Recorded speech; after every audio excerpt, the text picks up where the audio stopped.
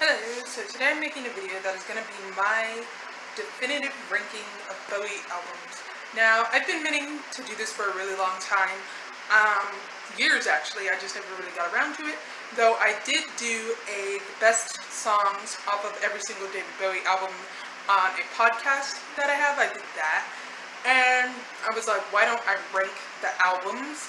And the way I'm ranking them is not going to be from worst to best, but it's going to be from most joy derived from and most listened to least listened to, and like there's different albums from the ones that I revisit the most and just look up the most and love the most versus the ones that are just kind of there, you know? And that doesn't mean they're bad, they're just like not in my personal favorite. But if they're in your personal favorite, then that's fine, you can like what you like. So yeah, that's what I'm going to be doing today, so thank you for watching, and let's get right into the video. So first, which is technically not first, I want to note that I'm not going to be mentioning the Tin Machine albums or the albums that he did when he was in, I believe, the Conrads. I think it's been a minute, but I think that's a band he was in 1965, because I don't count those because they are band albums and not solo albums, so there'll only be 25 that I'm ranking here. And I'm not including the live album, so that means I'm not including stage, I'm not including David live, I'm not including any of that.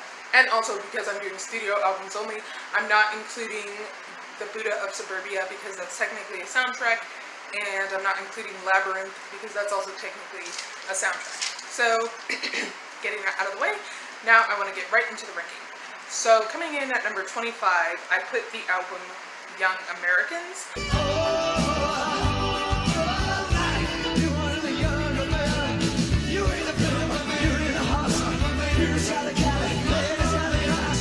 Now, if you'll know me, you'll know why I like this album the least, because not only because of John Lennon, but also because it's just like not that amazing to me, you know? I mean, it's not a horrible album and there's some good songs on it, it's just I just can't really look past that, so yeah. So that's really about the reason I don't really like Young Americans, and I feel like it's not even worth mentioning when people do talk about David Bowie albums, but I mean, it exists, so I guess you have to mention it. But I actually didn't mention it in my best songs from a David Bowie album, but I'm adding it here because it's an official studio album, so it has to be added. So that's why that is number 25. Number 24, I have put the album Earthling.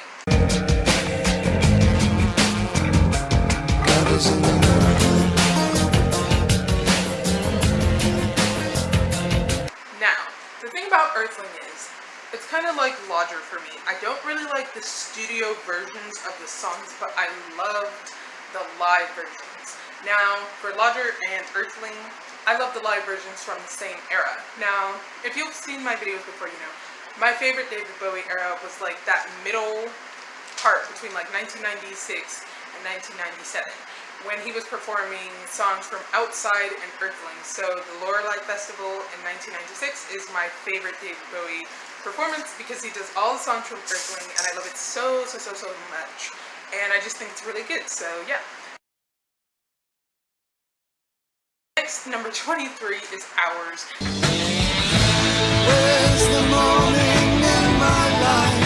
Now, I put Hours way down here just because it's not a bad album, it's just I don't really listen to it that much. And I really do like all the videos that are a part of Hours, because there's a lot of videos for it. And I think they're really sweet, really cute videos. It's just, it didn't do much for me personally, so that's why it's number 23. Next, we have the album Lodger, which is number 22. I've got a girl out there, I suppose. I think she's dancing. And I like most of the stuff on Lodger. It's just, like I said, the studio versions sounded really unfinished, if that makes sense, on Lodger. But I really like the videos.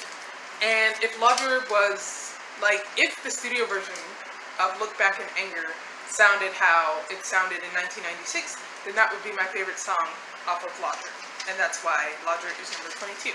Next, we have the album Black Tie, White Noise.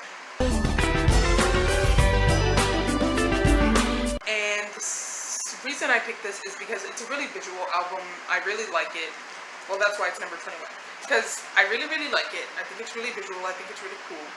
And yeah, so that's really why I put it there. My favorite song off of Black Tie, White Noise is Miracle Goodnight, because I love the beat in this song, and I love the video for it. So that's why Miracle Goodnight is the best song of Black Tie, White Noise, in my opinion, and that's why Black Tie, White Noise is 21. Number 20, coming in at number 20, we have the album Heathen. Everyone says hi. Now, I didn't really know where to put Heathen. I didn't want to put it way at the bottom, but I didn't want to put it like all the way at the top. I feel like Heathen was an album that was just kind of okay. Like, it's not bad. It's not like, oh my gosh, fall off your chair. It's just kind of okay, you know? But that doesn't mean like other people can't like it. That's just my opinion. I just think it's okay, you know? So that's why it's number 20, and my favorite song off of Heathen is Everyone Says Hi, but only the live version. I really like how it sounds live. At number 19, we have the album Black Star. Now, like everybody, I've told this story like 5,000 times. But yeah, I just remember all the events leading up to Black Star coming out, and all the videos coming out, and then the album finally coming out. And still to this day, my favorite song off of Black Star is Black Star. It's just because I like the musical arrangement, and I think that it's a really original sounding arrangement, and I haven't really heard anybody do a musical arrangement like that before or since. And that's why my favorite song on Black Star is Black Star, and I really like it, so that's why it's number 19. Number 18 is the album Outside. Now, They've been on the outside, but I'll stand by you now. Not tomorrow. I really love Outside. I feel like, because you know, Outside was supposed to be like a big giant project, and was supposed to be like 5 different albums, but it ended up just being one, and it was kind of a scrapped project. So I kind of want to know what it would have been like had it gotten the chance to progress like it was going to. And it was going to be like, I think he's going to make like a little movie, and there was a video game for it, and there was like a find the characters type thing, find like the character arcs and all that. So it's kind of basically like the Walking Dead game before that was a thing, which is cool. That's why Outside is number 18. Next we move on to number 17, which is Space Oddity. As he breaks the night to cry, it's really me. Which came out after the album David Bowie, and is also technically called David Bowie, but was renamed. And I just use the rename because it saves confusion. And I really like this album, though I don't like the 1960s version of Space Oddity, if that makes sense. I like the remade version that came out in 1972, I think it was, because there was another version of Space Oddity that came out, and I said, isn't it funny, like, I don't know if it's just me, but I was re-listening to the song Rocket Man, and I just realized how much it sounds like Space Oddity, and I was like, is Rocket Man Major Tom? The world will never know. Because they really sound so similar, and I was like, oh my gosh. So my favorite song on the album Space Oddity is The Wild-Eyed Boy from Fleet.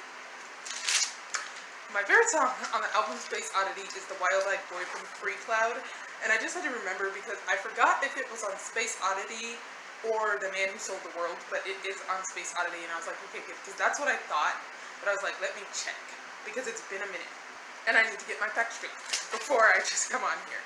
So anyways, that's why Space Oddity is number 17. Next, we move on to number 16, which is Never Let Me Down. Never let me down. Now, I know a lot of people have different varying opinions, and this is generally ranked as like one of the worst David Bowie albums, but not in my opinion. Like, I really like the Glass Spider Tour, and I really like the album Never Let Me Down. And it may mostly be because Peter Frampton, and I really love Peter Frampton, but I just think it was very ambitious, we'll say that. And yes, he was trying so hard to be like with the modern times and go commercial, which he wasn't. But I think it was a decent foray into mainstream pop. And for that, I give it a point. Because I think it was partially good, so. And my favorite song off of my book, off of Never Let Me Down, is 87 and Cry, because I think it's really good. And yeah, I think it's not as bad as people say it is, so that's why Never Let Me Down is number 16. Number 15, we have the album Heroes.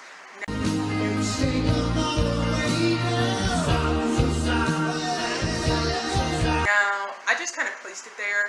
Now, Heroes really means a lot to me because it's one of the reasons, that album is kind of the reason I went so deeply into David Bowie. Like, I had heard his songs before, I had heard of him, but it wasn't until I saw the movie Worried About the Boy, which had so many songs from the album Heroes and Low, that I really got into David Bowie, and that's kind of what made me love David Bowie so much. And that's why Heroes is number 15. Coming in at number 14, we have the album Tonight, which he did with Tina Turner, which a lot of people really think is hideous. And the album Tonight really is hideous, but I feel like because of the song Loving the Alien, that redeems like the whole album, in my opinion. And I think Blue Jean is on Tonight too. So because of the Blue Jean movie, and because of the Loving the Alien song, I think that kind of redeems the whole album, and that's why it's number 14. Next, we have number 13, This Light Is Making My Eyes Go Out, which is the album Reality. The sidewalks and trees, I'm thinking now. Now, I really like the album Reality, and I like the Reality tour, and it's one of my favorite because I think the song Nuclear Star is just so good, and I love the fact that David Bowie made a lifelong commitment to mentioning stars and space and all that, because I feel like a lot of people will make up a concept and then kind of abandon it, but he never abandoned that original concept. I think that's really cool, and yeah, so that's kind of one of the reasons. Coming in at number 12, we have the album The Next Day. I think The Next Day is really good. It's actually incredible, and I really like the videos for The Next Day. And if you know me, you know, one of my favorite songs off The Next Day is I'd Rather Be High. I think it's really cool just because of the Louis Vuitton commercial. I think that was really cool. And I really like the song Dancing Out in Space. I think that's really good. And I also really like the song The Next Day. I think it's really cool, and I really like the video for it. And I just love how many videos there are for The Next Day, so yeah. Next, coming in at number 11, we have the album Scary Monsters. Now, I really like the album Scary Monsters, and I feel like it's kind of on par with Ziggy Stardust in the sense that it's the same type of message that that album had, which is like for the youth, if that makes sense. Because the song Because You're Young, I feel like has that same type of vibe to it, if that makes sense, and I hate that word, but it's the only type of thing, like it's on the same wavelength, if that makes sense. So that's why the album Scary Monsters is number 11, and I really like Scary Monsters, and I like that it's the continuation of Major Tom and all that, and I think it's really cool. So, and the Clown Pierrot. So yeah. Coming in at number 10, we have the album Low. Now I really like Low because I like that it's half instrumental, and then there's like, I think there's like 2 songs with maybe 3. Maybe 4, because I know there's a song, because there's What in the World. I'm pretty sure that's on Low. Is that on Low? I don't know.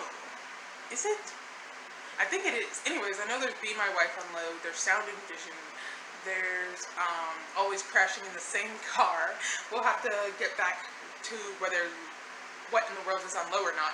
But anyways, I really like the album Low, and I think it's really good, and it's a bright, colorful album, and I love it. And I think if anybody's trying or wanting to get into David Bowie, that's one of the albums you should listen to first, even though it's number 10 on my list. I think it's one you should listen to like immediately, because it's really good, and I really love it. But anyways, this because it's been so long, and I put all my records away, so I can't really find them, so I'll have to go find them. And then bring them out, and then all that. So anyways, number 9 is The Man Who Sold the World, because I really like this album, and I really like how the songs sounded live, some of the songs. So that's really why it's in there, and I think it was a cool little, I really like David Bowie's folk sound, and that's why it's number 9, because I still like that he had that little folk sound. And I always say this, but my favorite song of The Man Who Sold the World is Black Country Rock, because I think it's really cool, and it was kind of a different sound for that time, and I think it's really cool. Number 8, we have the album Pinups. Can't explain.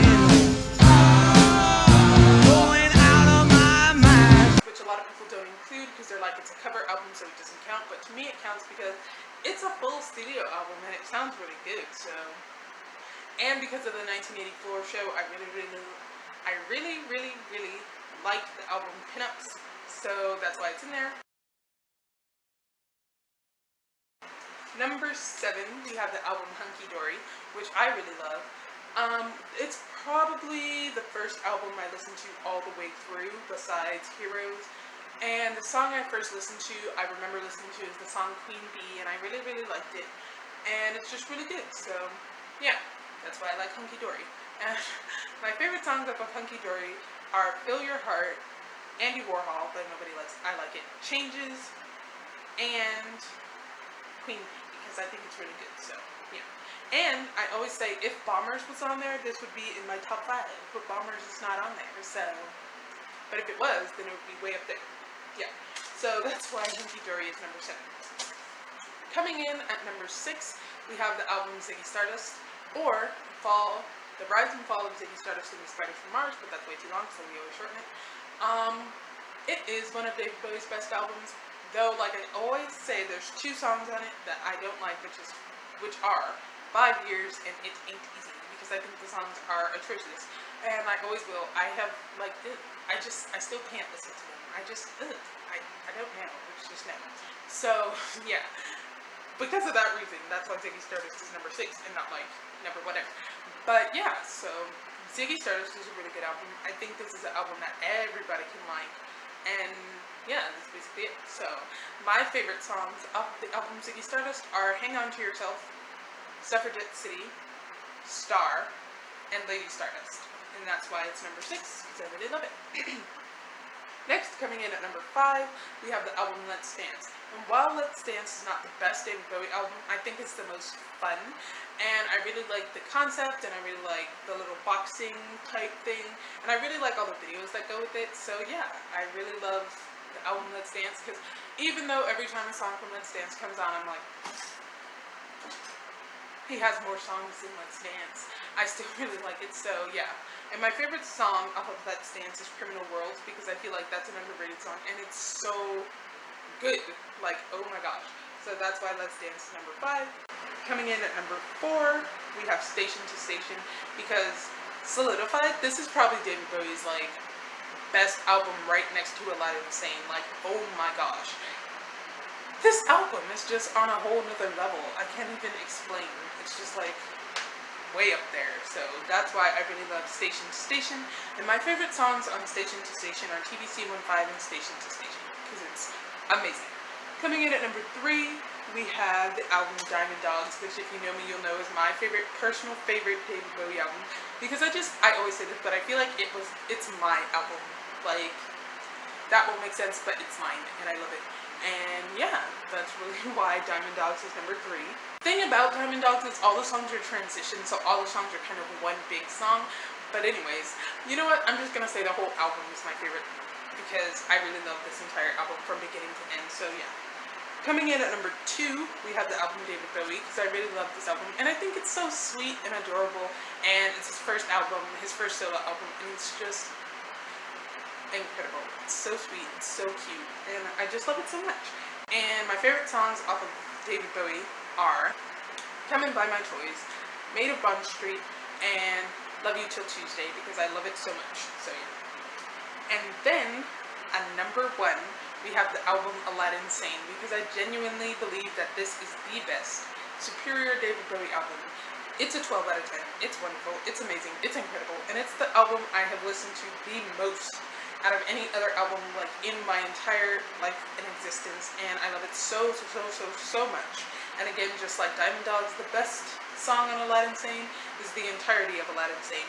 And it's hard to do an album where every single song is good, but that's what was achieved with this album. So yeah, I really love it, and that's why it's number one, and why I think everybody should listen to it. So that's basically my ranking of David Bowie albums. So I thank you for watching, and I will see you in the next video.